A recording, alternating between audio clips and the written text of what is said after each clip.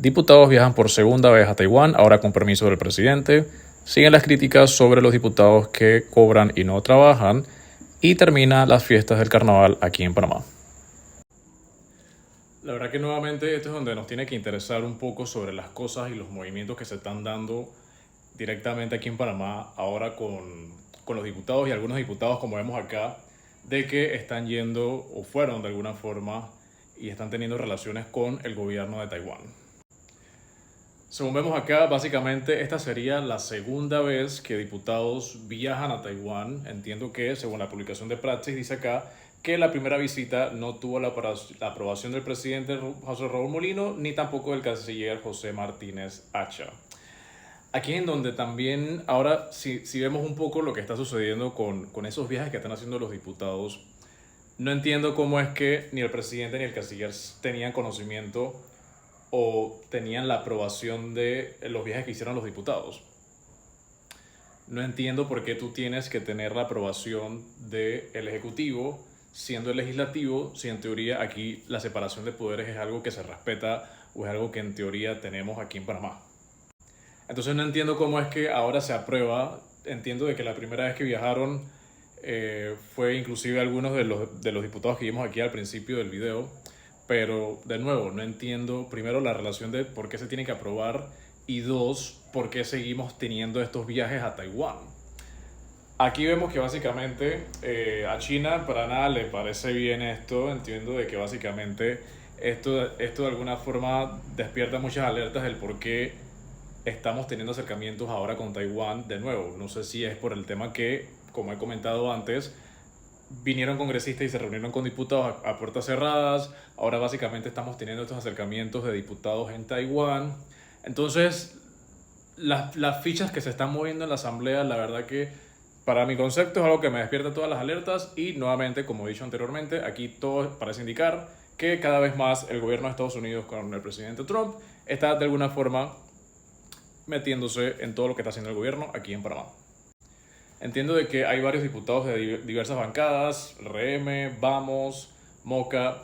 Entonces creo que aquí la verdad que deberíamos prestar atención a estos viajes que están teniendo la Asamblea y cuál es el beneficio real que tienen esos viajes, digamos en este caso, con todas estas relaciones diplomáticas ahora con Taiwán. Entiendo que ahora básicamente Estados Unidos, reunido también con diputados. La verdad que es algo que nos tiene que interesar y a mí personalmente me despierta todas las alertas de lo que está sucediendo en el gobierno aquí en Panamá. Se acabaron los carnavales y la verdad que este año creo que parte de lo que hemos visto en redes sociales, la verdad que a mí personalmente considero que es esto que publicó la Estrella de Panamá es realmente cierto. Yo siento que aquí en Panamá tenemos todo el potencial de que el carnaval de Panamá sea de talla internacional como lo es el carnaval de Brasil. Sé que por lo menos muchos extranjeros cuando llegan acá a Panamá se sorprenden incluso porque no saben que aquí en Panamá hay un carnaval. Me imagino que muchos se sorprenden también cuando es el tema de que van a la cinta costera, hay culecos. La verdad que yo personalmente he ido a estos culecos en la cinta costera, me parecen bastante tranquilos, me parece bastante organizado. He ido en años anteriores, no en este gobierno, pero siento que el precedente que se hace en la cinta costera también es bastante turístico, pero de nuevo creo que se puede explotar aún más con todo el potencial que tenemos en los carnavales.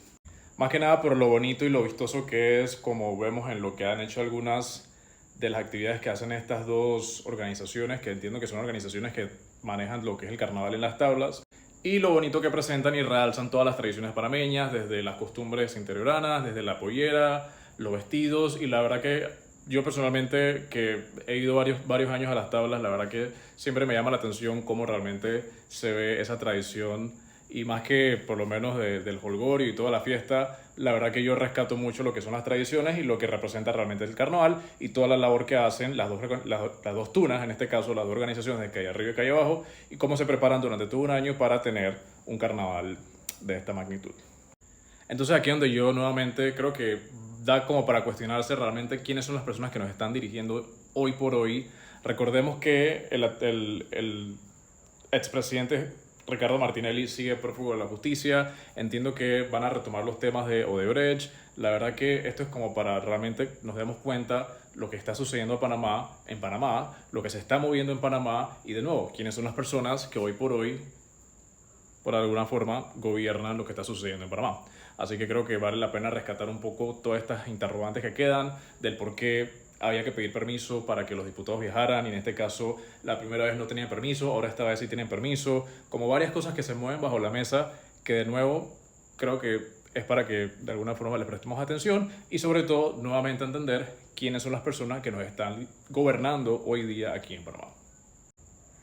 Si nos vamos un poco más allá del contexto de entender quiénes nos están gobernando, es también entender la cantidad de dinero que manejan estas personas. Porque de nuevo, básicamente, esto es lo que tiene el Meduca de, como dice acá, de presupuesto.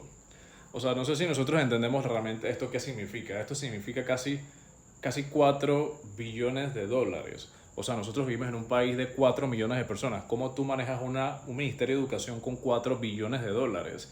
3.700 millones son 3.7 billones de dólares. Entonces, ¿cómo es posible que el Meduca, como yo he dicho en anterioridad, o sea, aquí es donde realmente vemos cómo se mueven los millones, los millones y los millones y los millones de un ministerio a otro, y qué pasa con la realidad del país, qué pasa con la realidad de las escuelas, ranchos? Tenemos todavía niños que básicamente ni siquiera van a la escuela, tenemos un problema que ni siquiera, o sea, básicamente desertan la escuela. No sé si el Meduca se preocupa realmente por eso, ya eso se escapa de, digamos, de la jurisdicción del Meduca, pero aquí es donde de nuevo o sea, yo me pongo a pensar que cómo es posible que ellos dicen que gastan 4 billones de dólares y cuál es la realidad que tienen las escuelas. Muchas escuelas ni siquiera, o sea, para muestra un botón, ni siquiera tienen baños decentes, por así decirlo. A los profesores casi que básicamente con lo que vimos de las capacitaciones que les costó 17 millones que ni siquiera agua le daban.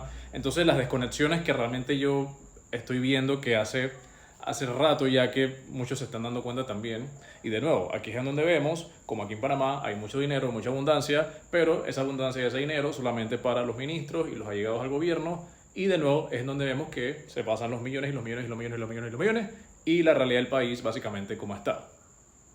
Así que esto es como para realmente que entendamos un poco, primero las personas que nos están gobernando, luego lo que realmente estamos viendo que ya se escapa un poco ahora de la jurisdicción del legislativo con el presidente y los ministros, sino lo que está haciendo la asamblea, diputados incluso que ni siquiera, o sea, cobran y no trabajan, ni siquiera, o sea, ni siquiera asisten a los plenos en la asamblea.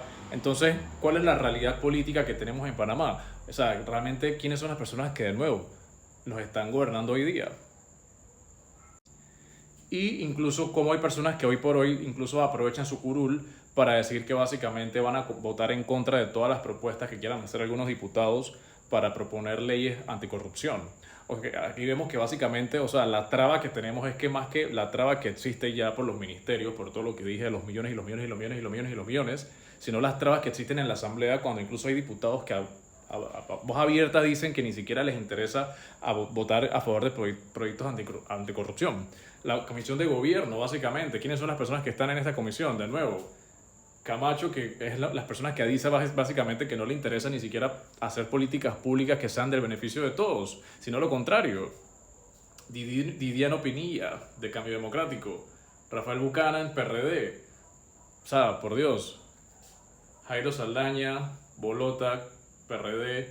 Aquí las únicas personas que de alguna forma pudieran, por así decirlo, realmente dar una fuerte voz, ya sea de oposición o de crítica, como lo ha hecho por lo menos algunos diputados, como es Lucho Duque, como es la diputada Yanín Prado.